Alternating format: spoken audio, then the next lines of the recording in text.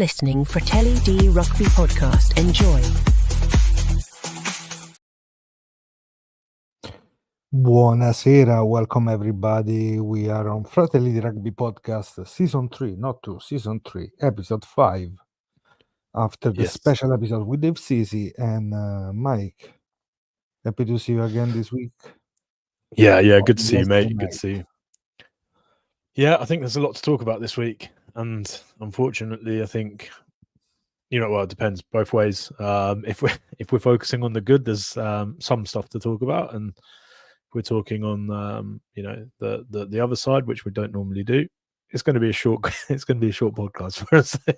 Yeah, the pain was enough. It was almost an high fever, 36, 35 degrees, 35 points, 36 points. We score only 5 with both teams. So yes, let's just skip the week, but we have to talk about those games.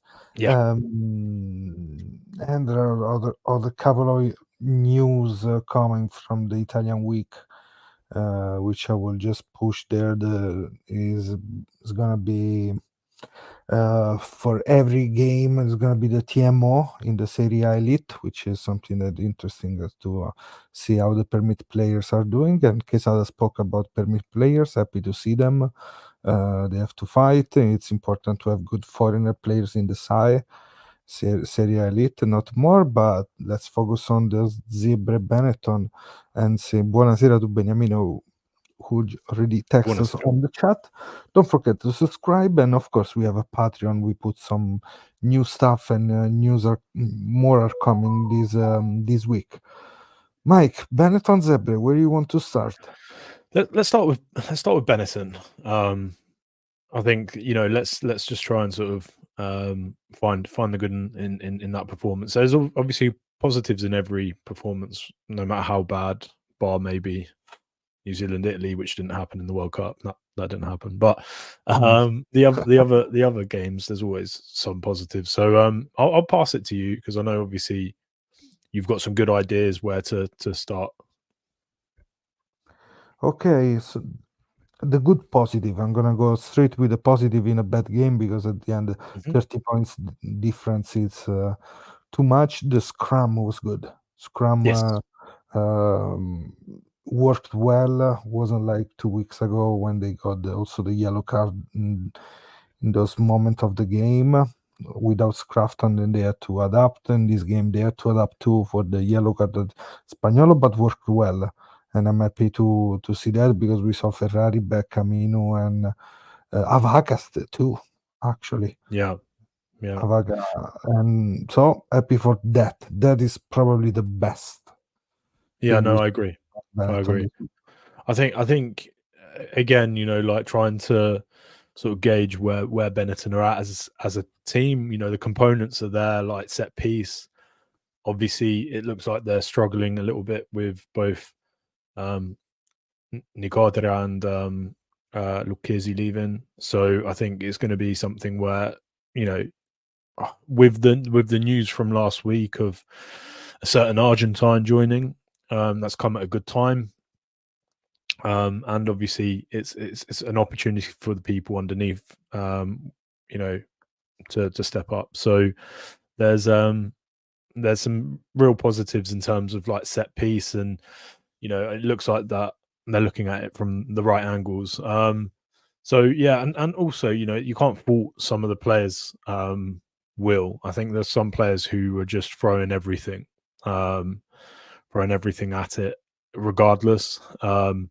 And it's the same people, that did that. So in terms of positives, yeah, I agree with you, Otto. I think set piece was some to work on, but scrum very, very good. If I want to put a couple of stuff more there, as you said, the line out, a couple of situation where you can score because it was a 5 meters line out in doubles twice. It happened, I think.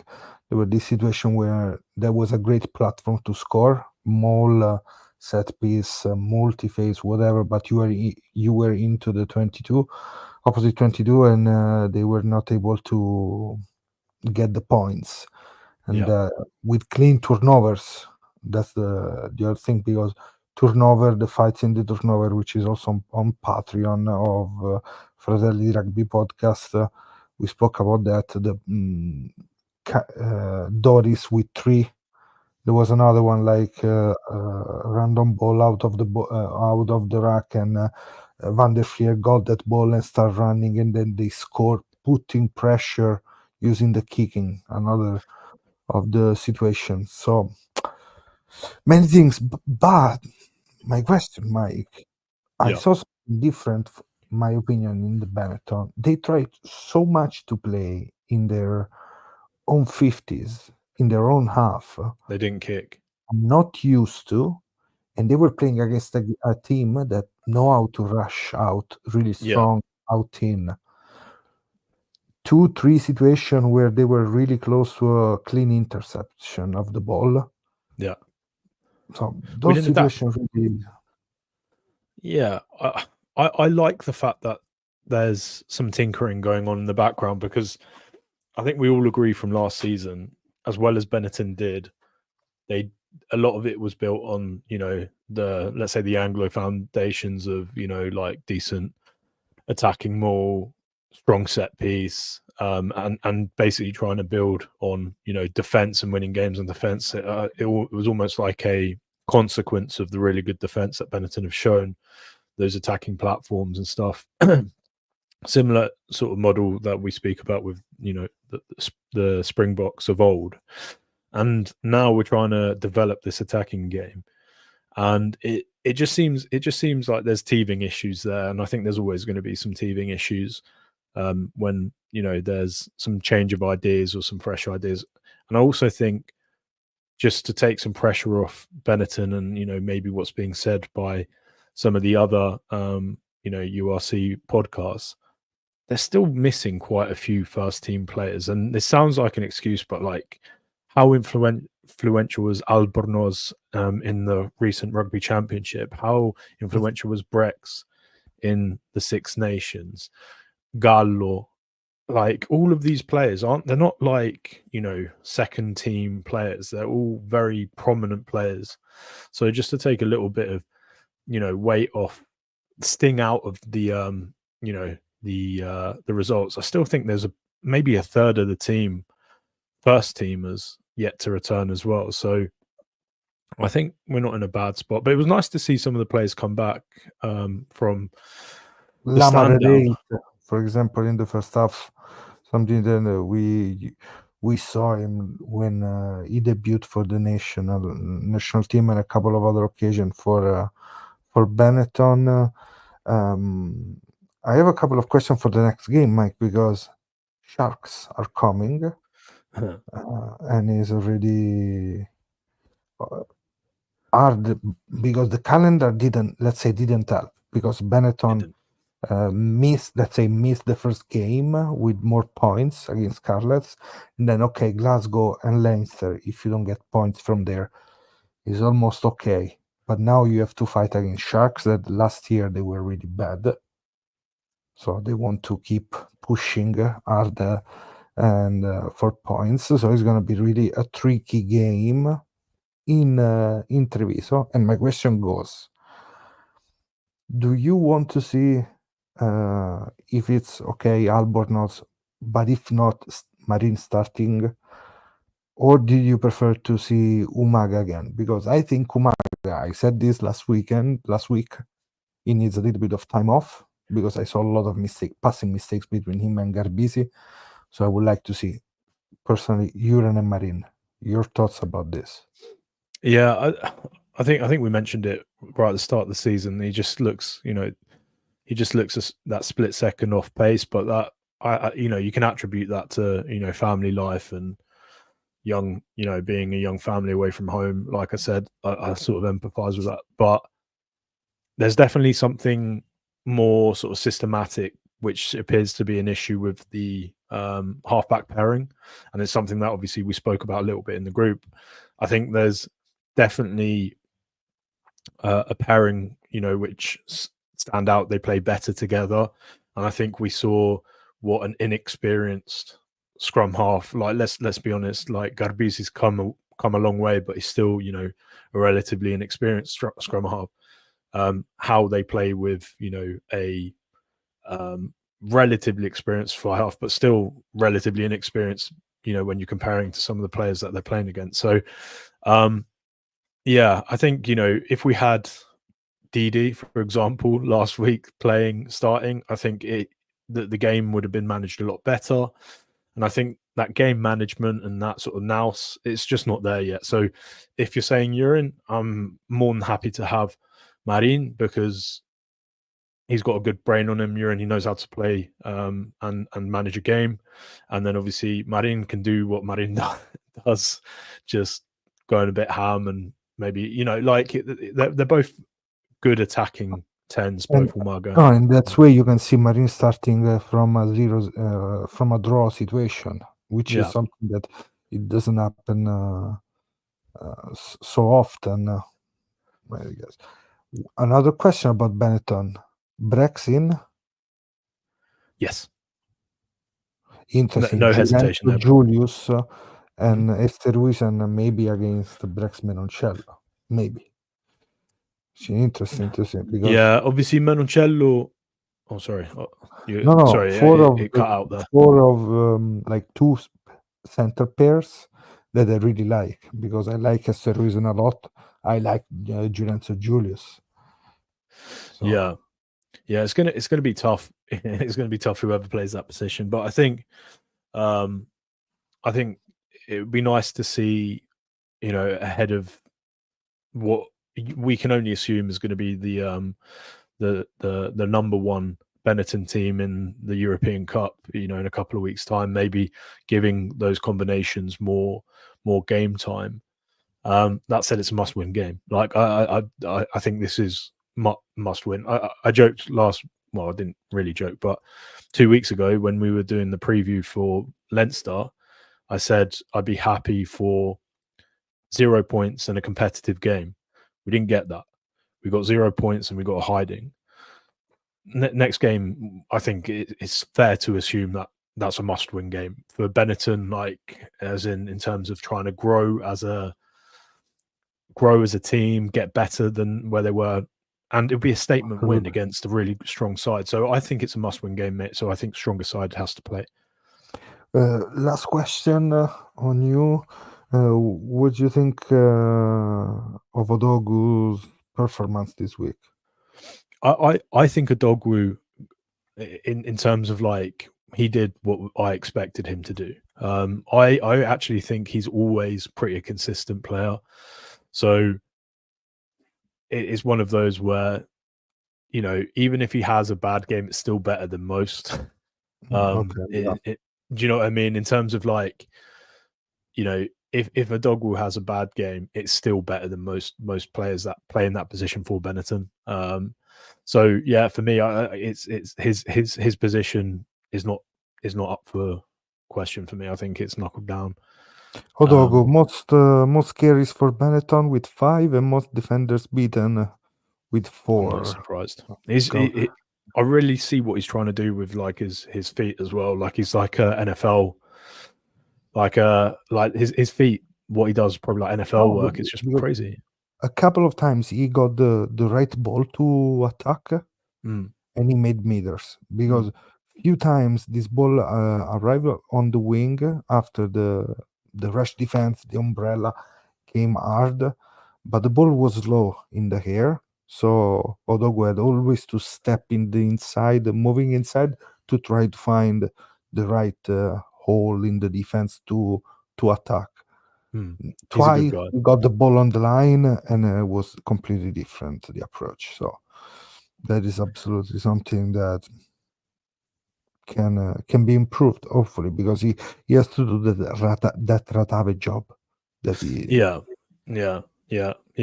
I think put the team on the front foot, let's say, on the back foot defense, whatever you. Yeah, I've got a couple of questions for you then. So, how did you find the players returning? I think there's a lot said online, but interested in hearing your thoughts. On Lamaro, was interesting the position, first of all.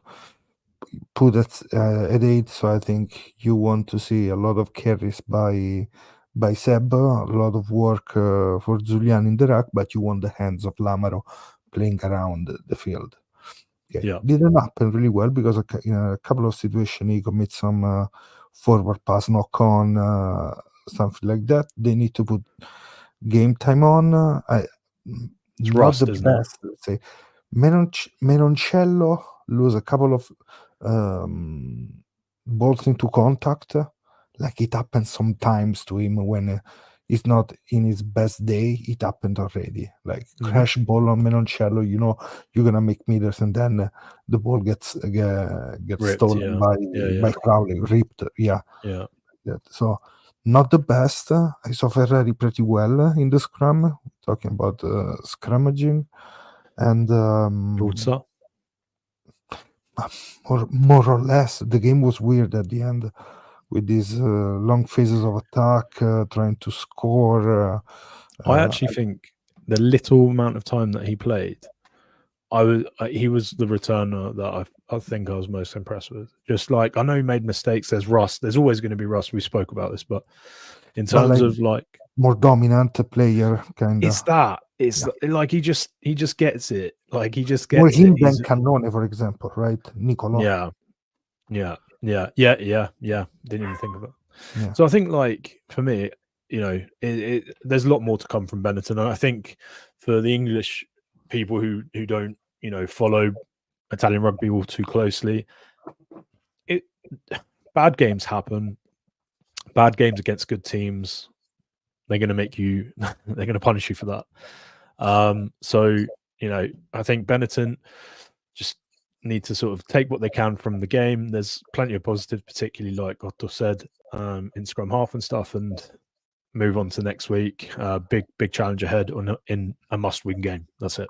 Oh, and absolutely, with the next weeks, Albornoz is going to be a key player coming in, because you're going to have a player able to, let's say, break the defense some way using his make something out of nothing. I think is a good way to describe them. And you need those, and probably after Sharks anyway, you're gonna have Dragons. Dragons are getting better. Yeah, they are getting better in general, but I mean, that is another game, but you have to play away. So it's going to be the first game away after 2 games in against Leinster and Sharks. So let's see how strong mentally we are. Mendy or Smith or Liner or Gallagher? Like, who's going to be your back three for next week? For next week, Odogu on one side. I would like to see Linag again and Rhino Smith. Okay, Gallagher was good. I thought Gallagher was very good. I know there was, when you're under pressure, there's mistakes that are made, but his kicking was, especially out of from to touch, long meters, long, accurate. It was just. And he was unlucky on occasion not to get some 50-22s as well. He was going for all the up and unders that he put in the sky. Come on. I really, really, really like what he can do with his feet. Let's say I will go with 2 English and 1 South African. Let's say Linag and Odogu, but that kind of players. Yeah. For me, I don't know. I will check again this week, in the next couple of days, some stats about box kicking this week. Because I don't think they box kick so much. I think they did at the start, and then they start again later during the game. But wasn't something really there. There wasn't a lot of kick. But let's see.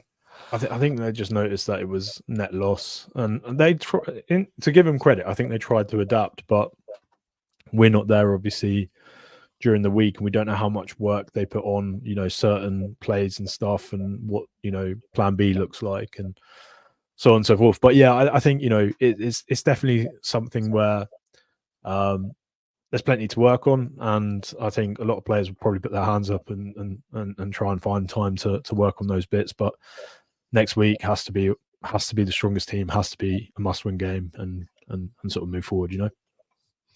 Yeah, no more games to lose around. You need when you can 4, when you can even 5 points Yeah. sometimes. But let's see. I Yeah. will go. So your prediction is Benetton by how much? So I can ask you this now for our prediction game of the media.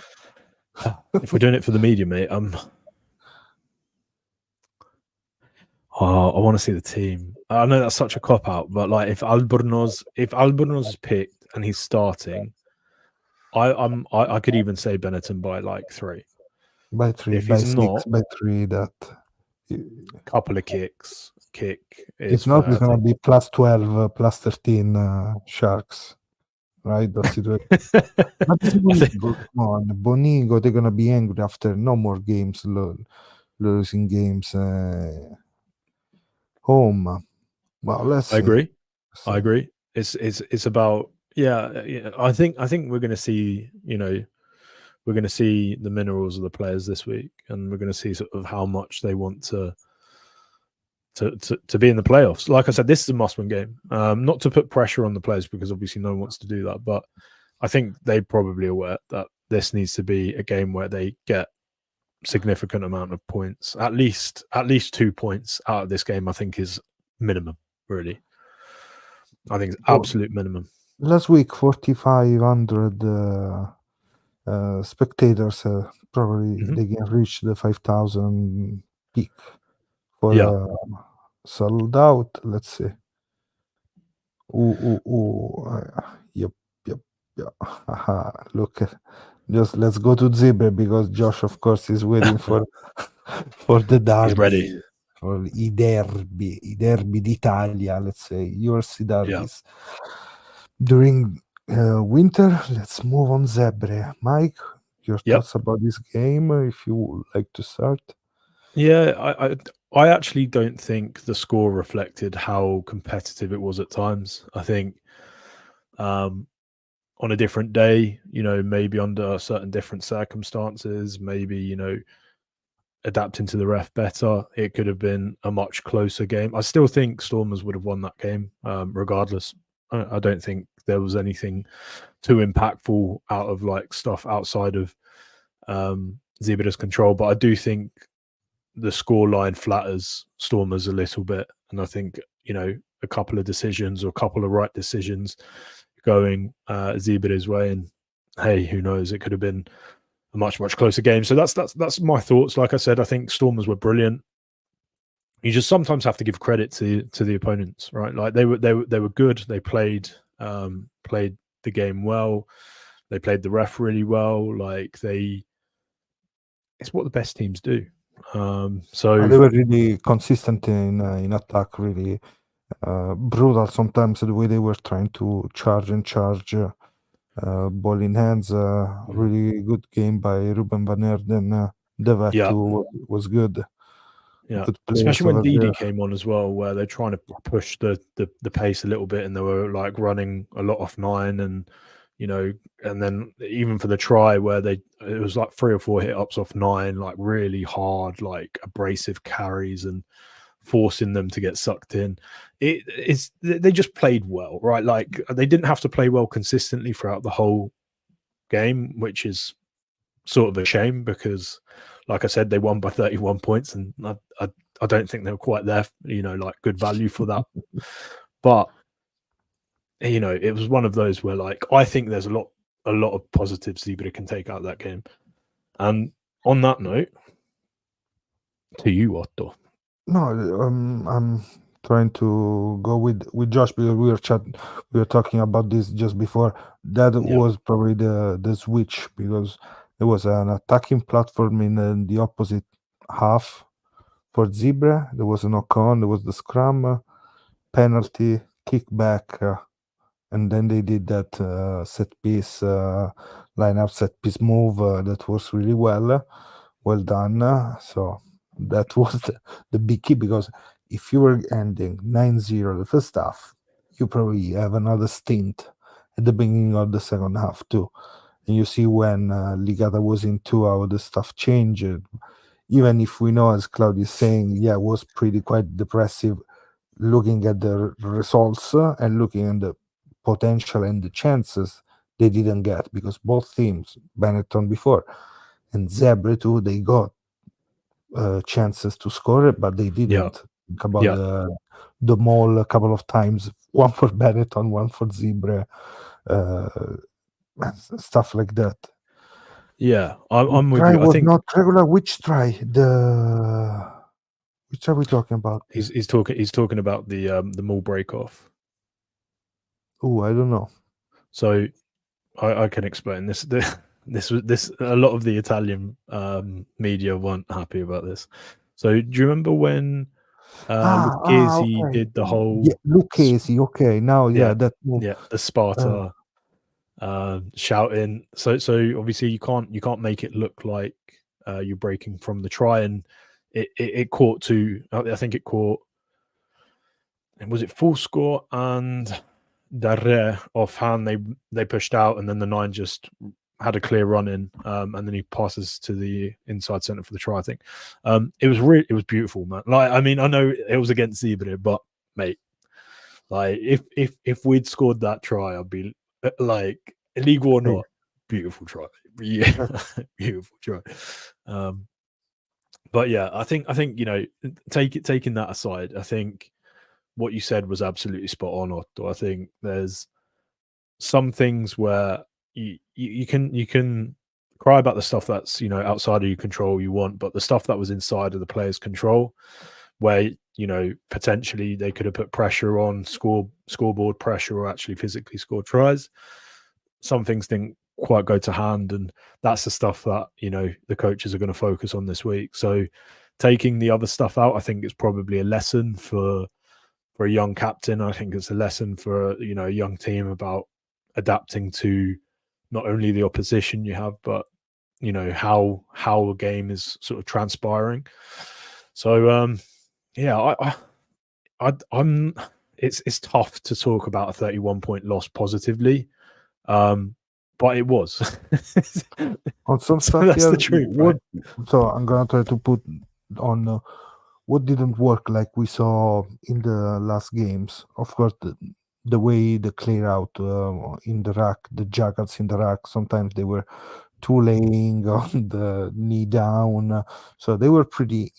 But these big stormers are really intense in the breakdown area. Yeah. So many times they were stuck in the middle. They weren't able to just rip the ball off, and they fall on the other side, hands on the ground. So we commit still a lot of mistakes. Yeah. And Yeah. penalties. And you go back. You didn't have a lot of possession. We were talking about 7+ minutes, more or less, of attacking possession. Benetton got 11 minutes something. Mental. That's mental. So I think for me as well, just to your question, I think they targeted the players that played really well last week, like very, very well. Like, I don't know if you noticed, Full Score was getting hit hard. Like, he was literally, they were finding every opportunity to on the fringe of it being like a late tackle. Like, they were just, that it was perfect, right? Like, and again, like, this isn't me disparaging. I actually was really impressed by Stormers last week. And we still didn't see Sasha and Gomez Zulu coming back, because the Allende Gomez Zulu Manili Bok. Yeah, you love those two. South Africa's my friends, badly.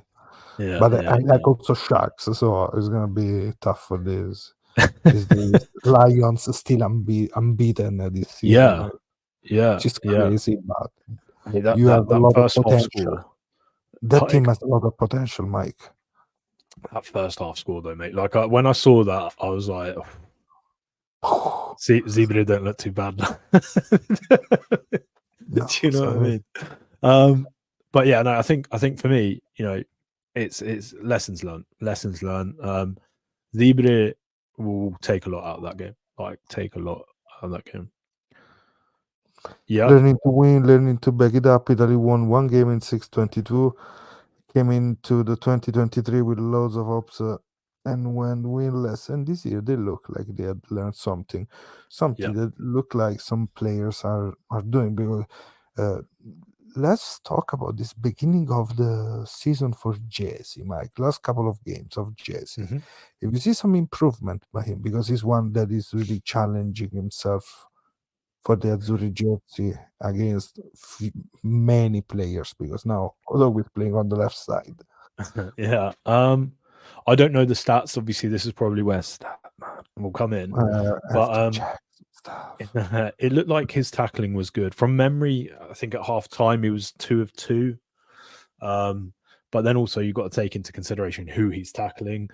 I thought his kick chasing was very good. Like that's one thing where maybe the Italian public take for granted a little bit more, but like the ability to regather possession at test level is just it's like necessary for wingers. It's just a necessary attribute to have, and it looks like he's working on that. Obviously, his try was like to gas Willemser on the outside. Goes to show why he is a danger man. But yeah, Gregory was beautiful in that as well. Like he committed 2 defenders, he gave him the 2-on-1, like that. Good A lot of move good, of mate. because like ball left, right, left was really good. Beautiful from him. Yeah, like he really like is starting to become like what Zebre have needed for a long time. Like Gregory, I can see being like a long term player for This is a young Zebre. 24, 25, despite I think he's younger than that, isn't he? He's young, kind man. of like that. They will play against our dear friend, Italian friend Franco Smith. So we are Yeah. done with Glasgow for the season, Oof. and this is the question right there, Josh. Come on. He's on the pulse, isn't he? He's on the pulse. No, it's in my mind because this was my question for next week. You're gonna stay with Ray next week in a tough game, which is gonna be already another tough game because Glasgow home.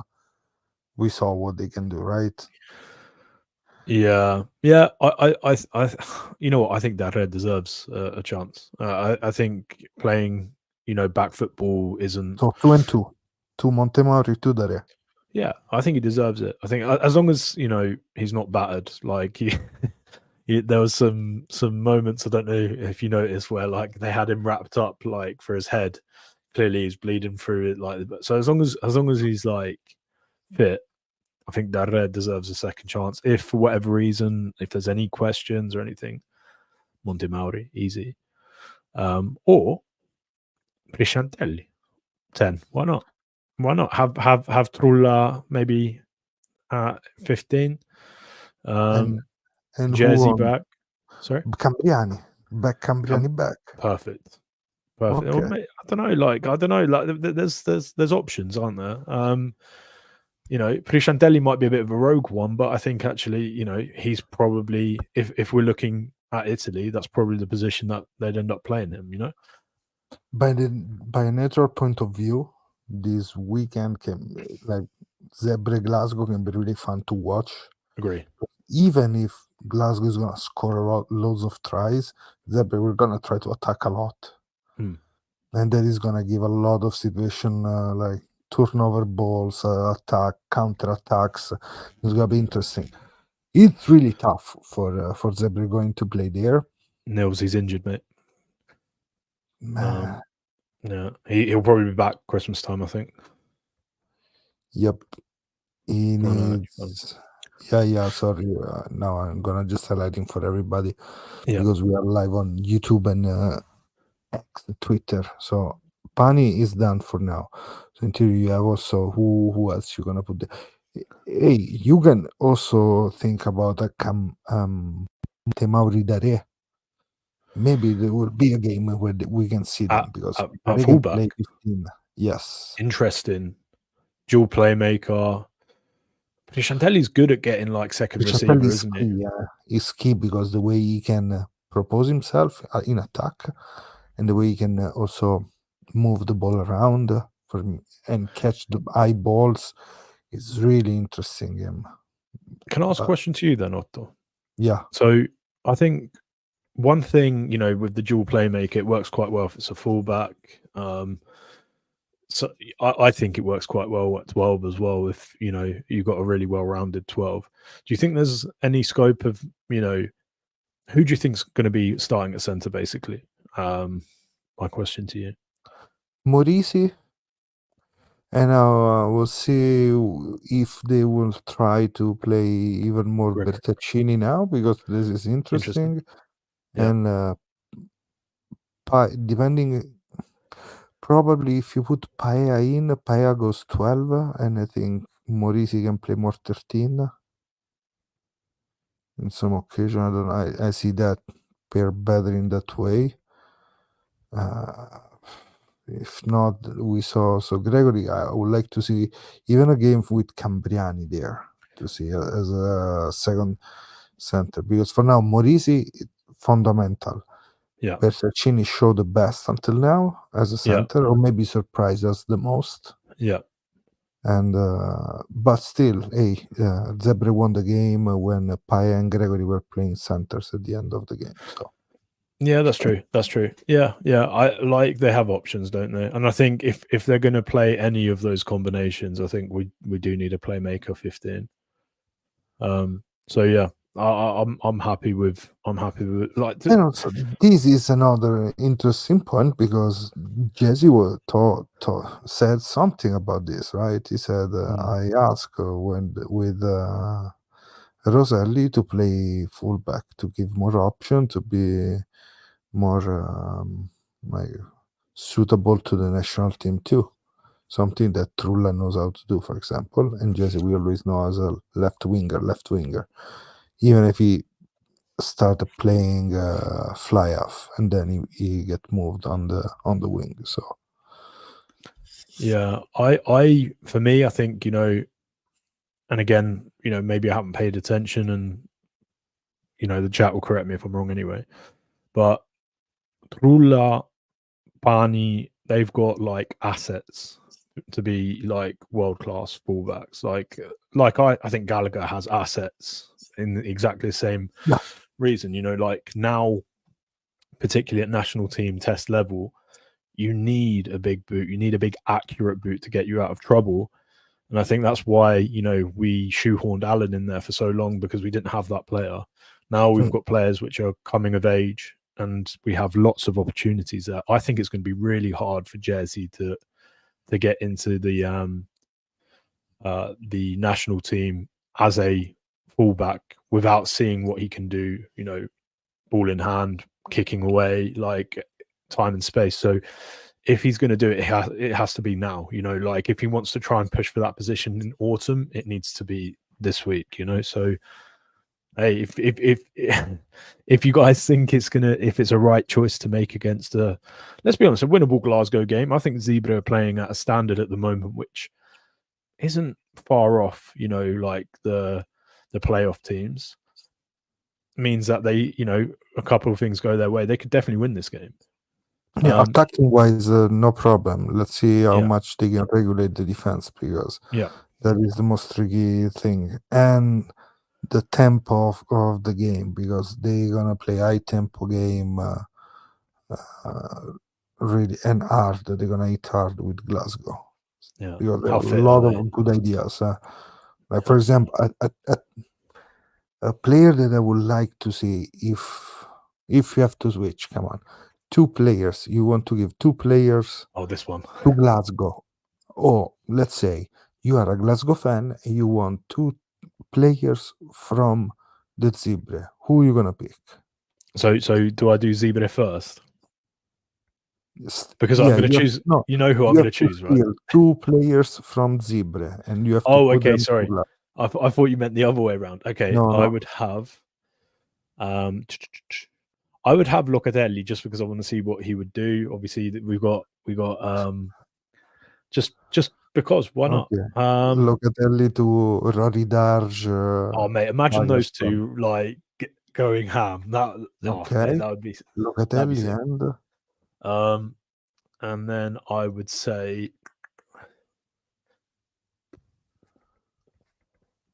who? I would probably say but I would probably say like I'd say one of the 10s. I'd probably say Montematori. That'd be okay. Yeah, I mean Fischetti. Yeah, Fischetti to I would say give you two names, and they are Trulla. Franco Smith knows really well Trulla, and Chantelli. That's true. That's actually true. Yeah. That is true. We go with them. Yeah, it's just I'm thinking about the Glasgow back line. I'm like, ugh. But they're just stacked, aren't they? Although now, other way, who are the two that you would take from Glasgow? Because I'm sure we're aligned here, right? Fagerson, the prop. Okay. Fix the prop. Fischetti Fagerson, good stuff. And then I will say more than the 12, the 13. Hugh Jones. Over to it below. Oh, mate. I love Hugh Jones. Obviously, because on the 13, that 13, strong, big. Like he's like Andy plays. But 15, of course, Tuipolodu, man. But it has to be right. L'Italiano. Yeah. Well, Hugh Jones is an interesting one because I actually think his last season with Quins, where there was issues, he was very good at fullback. He was very good at fullback for Quins. And like he's one of those players, like he's got it up there. So fullback, centre. I'm pretty sure if he needed to, he could probably run out fly off if he needed to. Just multi-talented player. Of course. Yeah. Mate, it's a tough team. I assume you think Glasgow are going to go full whack against Zebre? They're playing home, so yeah. Okay. Yeah, they're not touring something like that, so they're gonna play the best as possible. They want to be fit and everything. Yeah. I see that. But yeah, I think exciting games ahead. Looking forward to Friday. I think it's going to be a wonderful game. Regardless, like you said, hopefully it's just going to be a really interesting game. You think 2 points is on offer for Zebre? Do you think? Well, 2 points is great if they get 2 points back. Do you think it's going to be a cricket score on them? Then, like, what's your feel about that? Do you think it's going to be a competitive game, or do you think it's going to be a tough day at the office? It's a game where Zebre can score four tries, but Glasgow can score more.